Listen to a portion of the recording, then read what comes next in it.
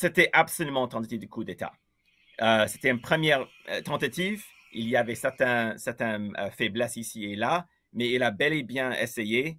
Il y a de nouvel reportage de New York Times qui indique que, de Washington Post, excusez-moi, qui indique que son dernier recours, le 6 janvier, c'était de provoquer les violences ou les confrontations, les affrontements entre ses partisans et les groupes de l'extrême gauche, notamment Antifa.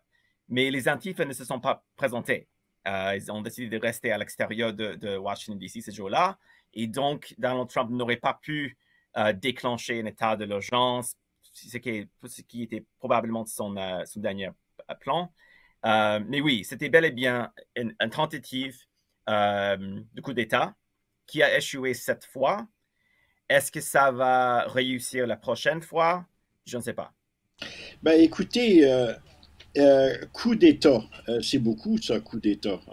Si ma mémoire est bonne et si mes études historiques peuvent me permettre, les coups d'État, c'est beaucoup plus large que simplement aller vers le Capitole, il faut le dire, où siège le gouvernement américain, à la Chambre des représentants et au Sénat.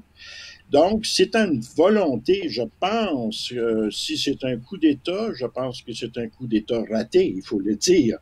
Mais il faut dire aussi que quand on parle de coup d'État, il faut le définir d'une façon beaucoup plus large aussi. Généralement, un coup d'État, c'est simplement pas simplement s'attaquer à le siège du gouvernement, mais aussi de défendre différents endroits stratégiques à l'intérieur du pays pour tenter finalement de contrôler l'ensemble finalement du va-et-vient, la police, la cour, même les édifices importants au niveau du commerce, de l'économie, ne serait-ce que Wall Street, etc., etc.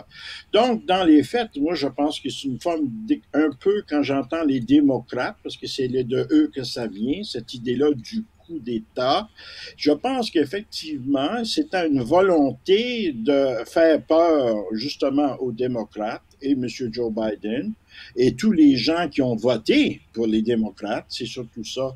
Mais de là d'aller jusqu'au bout, de dire c'est un coup d'État ou une tentative de coup d'État, moi, je ne le crois pas. Mais ça ne veut pas dire que dans la tête des gens qui étaient là, c'est ça la question.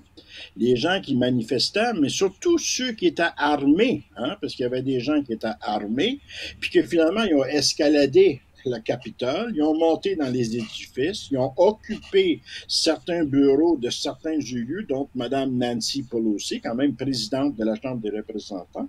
Finalement, ça, dans leur tête à eux, hein, à ces gens-là, armés en plus, étaient les plus radicaux de tout le mouvement qui était là. Pour eux, c'est une forme de coup d'État. C'est une forme de coup d'État.